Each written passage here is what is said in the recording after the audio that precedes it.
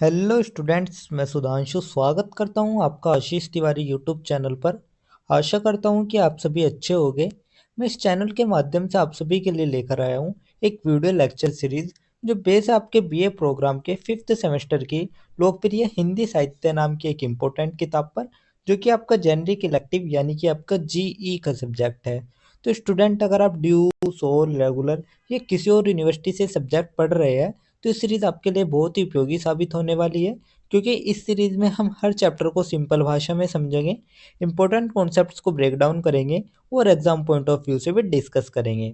तो स्टूडेंट, अगर आप DU, SOL, regular, NCWEB and other किसी के भी सब्जेक्ट को समझना चाहते हैं आसानी से, तो चैनल को सब्सक्राइब जरूर कर लीजिएगा, वीडियो को लाइक कर लीजिएगा एंड अपने दोस्तों के साथ शेयर करना ना भूले। और सोल से रिलेटेड डेली अपडेट्स के लिए आप सभी हमारा व्हाट्सअप चैनल फॉलो कर लीजिएगा।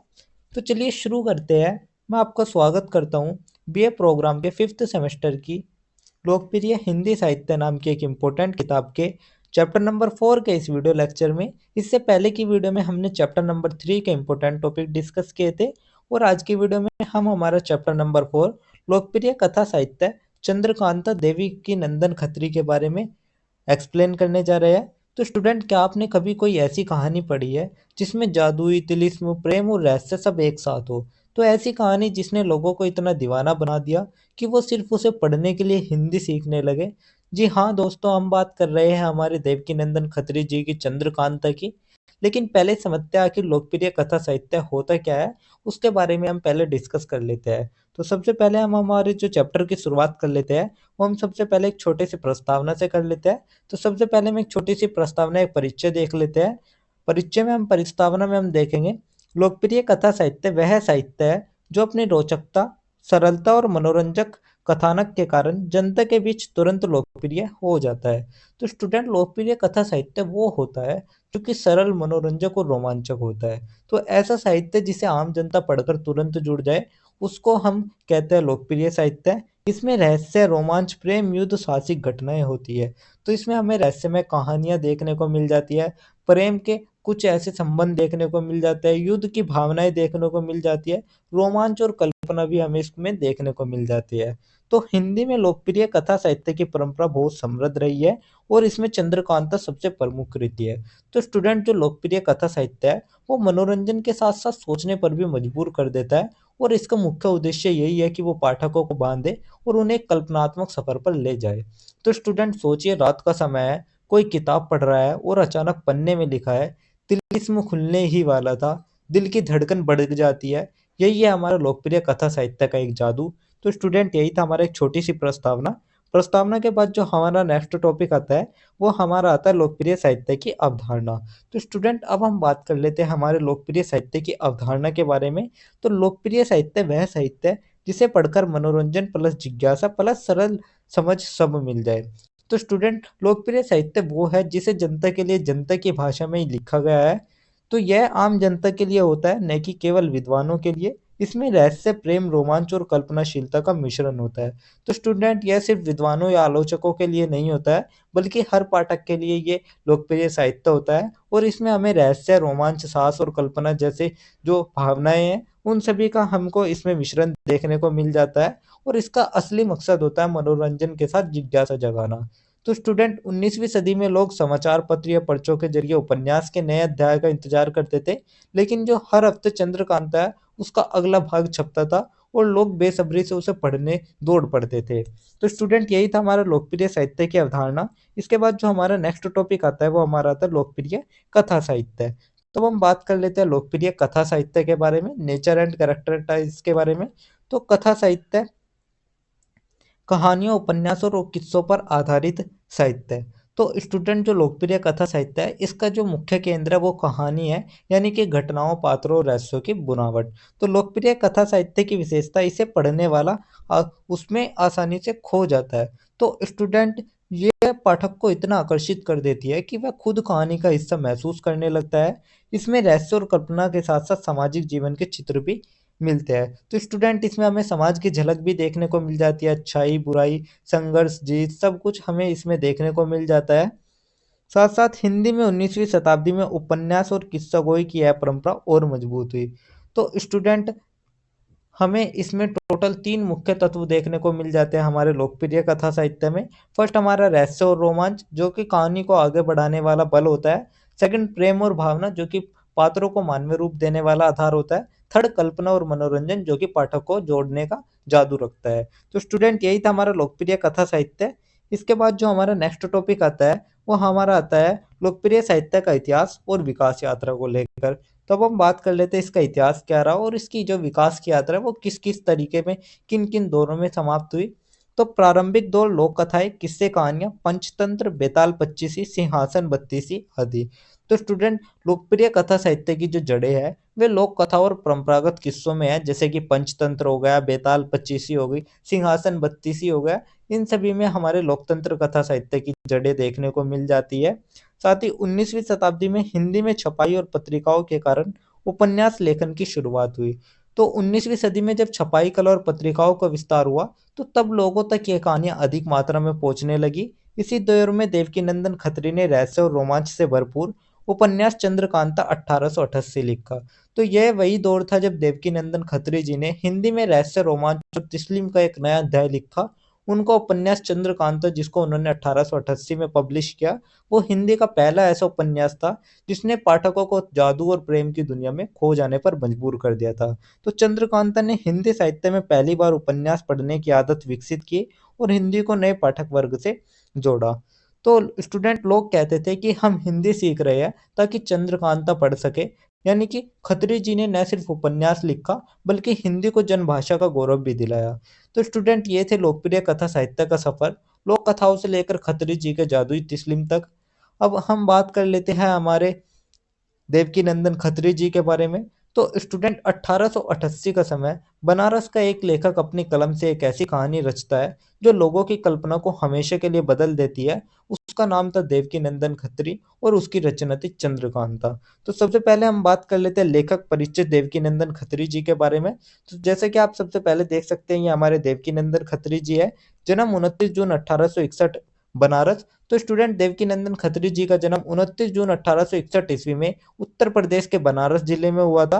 वे सरकारी नौकरी में रहे लेकिन साहित्यिक रचनाओं से ख्याति प्राप्त करी। तो पेशे से सरकारी कर्मचारी थे लेकिन दिल से वे एक लेखक थे। उनकी रचनाएं जादुई, रहस्यमय और रोमांचक कथाओं के लिए प्रसिद्ध हुई। तो उनकी जो लेखन शैली थी वो रहस्यमय, रोमांचक और कल्पनाशील थी। प्रमुख रचनाएं या प्रमुख कृति में हम देखें, जैसे चंद्रकांता होगी, चंद्रकांता संतति हो गई, भूतनाथ हो गई। तो उन्होंने हिंदी को उपन्यास साहित्य की परंपरा दी। तो स्टूडेंट, उन्होंने पहली बार हिंदी में ऐसा साहित्य लिखा जिसमें रहस्य, तिलिस्म और कल्पना का अद्भुत मेल था। उनकी कहानियां न केवल लोगों को मनोरंजन देती थी बल्कि उनको हिंदी को उपन्यास साहित्य की नई दिशा देने वाला व्यक्ति भी माना गया। तो यही था हमारा लेखक परिचय देवकीनंदन खत्री। इसके बाद जो हमारा नेक्स्ट नेक्स्ट टॉपिक आता है वो हमारा आता है देवकीनंदन खत्री और चंद्रकांता को लेकर।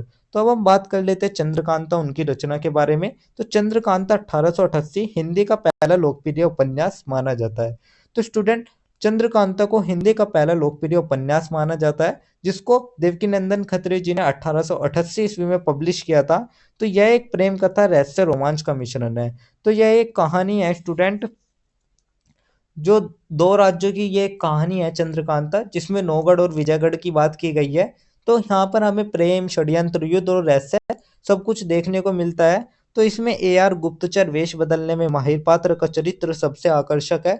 तो सबसे आकर्षक पात्र है इसमें AR, जो कि वेश बदलने में सब माहिर होते थे और दुश्मन के बीच जाकर रहस्य सुलझाते थे। तो पाठकों में इतना प्रभाव पड़ा कि लोग हिंदी पढ़ना सीखने लगे ताकि चंद्रकांता पढ़ सके। तो कहानी में तिस्लिम, जादुई स्थान और रहस्य इतने गहरे हैं कि पाठक हर पन्ने पर रोमांच महसूस करता था। और इसमें स्टूडेंट, राजकुमारी चंद्रकांता और राजकुमार वीरेंद्र सिंह एक दूसरे से प्रेम करते थे। और लेकिन उनका जो प्रेम था उसमें बहुत सारी बाधाएं आती थी, जैसे कि अनेक प्रकार के षड्यंत्र आते थे, तिश्मनी किले आते थे, गुप्त गुफाएं आती थी, चालाक यार आते थे। ये सभी हमारे एक तरीके से, मैंने ओवरऑल एक समरी आपको बता दी है चंद्रकांता फिल्म की, चंद्रकांता उपन्यास की। तो अंत में स्टूडेंट, इसमें प्रेम की जीत और बुराई की हार होती है, यानी कि तिस्लिम टूटा और प्रेम जीता। तो यही था हमारा देवकीनंदन खत्री और चंद्रकांता। इसके बाद जो हमारा नेक्स्ट टॉपिक आता है वो हमारा आता है लोकप्रिय कथा साहित्य और चंद्रकांता को लेकर। तब हम बात कर लेते हैं सबसे पहले इसके कथानक को लेकर। तो कथानक में हम देखेंगे, कथा दो राज्य नौगढ़ और विजयगढ़ के इर्द गिर्द घूमती है। विजयगढ़ की राजकुमारी चंद्रकांता और नौगढ़ के राजकुमार वीरेंद्र सिंह के प्रेम की कहानी है। तो स्टूडेंट, जैसे कि मैंने अभी आपको बताया, इसमें हमारे चंद्रकांता उपन्यास में हमारे दो राज्यों की बात की गई है, पहले हमारे नौगढ़, दूसरे विजयगढ़, और इनके संघर्ष और इनके प्रेम पर ही आधारित ये कथा है। इसमें हमें प्रेम, रहस्य, युद्ध, षड्यंत्र, हर तत्व का शानदार संतुलन मिलता है। साथ साथ उनके प्रेम में कई बाधाएं आती है, जैसे कि षड्यंत्र, युद्ध, रहस्यमय, षड्यंत्रकारी पात्र, एआर पात्र आ गए, जैसे कि जो तिश्मले जाल वेश बदलने वाले पात्र थे, वे सभी कहानी में बहुत ही रोमांच पैदा करते हैं। और अंत में क्या होता है? अंत में प्रेम की जीत होती है और बुराई की हार होती है। तो यही था हमारे इस कहानी का कथानक। इसके बाद हमारा जो आता है नेक्स्ट, वो हमारी विषय वस्तु आती है। विषय वस्तु में देखिए, सबसे पहले हम प्रेम और रोमांस की बात करें, जो कि हमारे कथा का मुख्य आधार था। फिर रहस्य और तिस्लिम देखे, जो कि पाठकों को बांधने के लिए था। साहस और युद्ध, वीरता का चित्रण दिखाते हैं। और कल्पना और रोमांच उपन्यास को रोचक बनाते हैं। तो चंद्रकांता सिर्फ प्रेम कथा नहीं, बल्कि उस समय की जनता के लिए मनोरंजन और कल्पना की दुनिया थी। तो स्टूडेंट, यह एक संपूर्ण मनोरंजन का एक संसार था। तो यही थी हमारी एक छोटी सी विषय वस्तु। इसके बाद जो हमारा पात्र की बात भी हम यहाँ पर कर लेते हैं। तो इसमें एयर पात्र जो था, वो सबसे प्रसिद्ध पात्र था। वे बुद्धिमान, साहसी और चालाक होते थे, और उनकी जो उपस्थिति होती थी वो कहानी को जीवंत बना देती है। तो स्टूडेंट, उदाहरण के लिए आप देख सकते हैं कि तिलिस्मी दरवाजे, गुप्त राज, रूप बदलने वाले पात्र, ये सभी पाठक को पूरी तरह बांध लेते हैं। तो यही थे हमारा लोकप्रिय कथा साहित्य और चंद्रकांता। इसके बाद जो हमारा नेक्स्ट टॉपिक आता है, वो हमारा ओवरऑल पूरे चैप्टर का एक छोटा सा निष्कर्ष आता है। तो अब हम ओवरऑल पूरे चैप्टर का एक छोटा सा निष्कर्ष देख लेते हैं। निष्कर्ष में हम देखेंगे, चंद्रकांता हिंदी का पहला लोकप्रिय उपन्यास है, जिसने आम जनता में उपन्यास पढ़ने की ललक जगाई। तो स्टूडेंट, चंद्रकांता हिंदी का पहला बेस्ट सेलर उपन्यास था, जिसने जनता में पढ़ने की आदत और साहित्य में रुचि दोनों ही जगाई। तो देवकीनंदन खत्री ने रहस्य, तिलिस्म और प्रेम को मिलाकर साहित्य को नया आयाम दिया। तो जो देवकीनंदन जी की ये रचना थी, उन्होंने ये साबित किया कि साहित्य सिर्फ गंभीर विषयों का माध्यम नहीं है, बल्कि यह मनोरंजन और कल्पना का संसार भी हो सकता है। तो लोकप्रिय कथा साहित्य का सबसे चमकदार उदाहरण हमने चंद्रकांता को देखा, जिसमें मुख्य संदेश दिया गया है कि चंद्रकांता ने हिंदी उपन्यास की नींव रखी, और इसने हिंदी को जनभाषा का गौरव दिया, और इसने पाठकों को सपने, रहस्य और प्रेम की जादुई दुनिया में प्रवेश कराया। तो इस उपन्यास ने हिंदी भाषा को जनता तक पहुंचाने और उसे लोकप्रिय साहित्य बनाने में ऐतिहासिक भूमिका भी निभाई। तो स्टूडेंट, यही थी चंद्रकांता की कहानी, जहाँ पर प्रेम, रहस्य और कल्पना ने मिलकर हिंदी साहित्य को अमर बना दिया। तो स्टूडेंट, यही था हमारा एक छोटा सा निष्कर्ष, जिसके साथ हमारा चैप्टर नंबर 4 कंप्लीट होता है। तो यही था हमारा फोर्थ चैप्टर, जिसके इंपॉर्टेंट टॉपिक्स मैंने आपको शॉर्ट्स में एक्सप्लेन कर दिए है। तो अगर किसी भी स्टूडेंट को ये पीडीएफ या नोट्स चाहिए होंगे, तो आप हमारे टेलीग्राम चैनल को ज्वाइन कर लीजिएगा।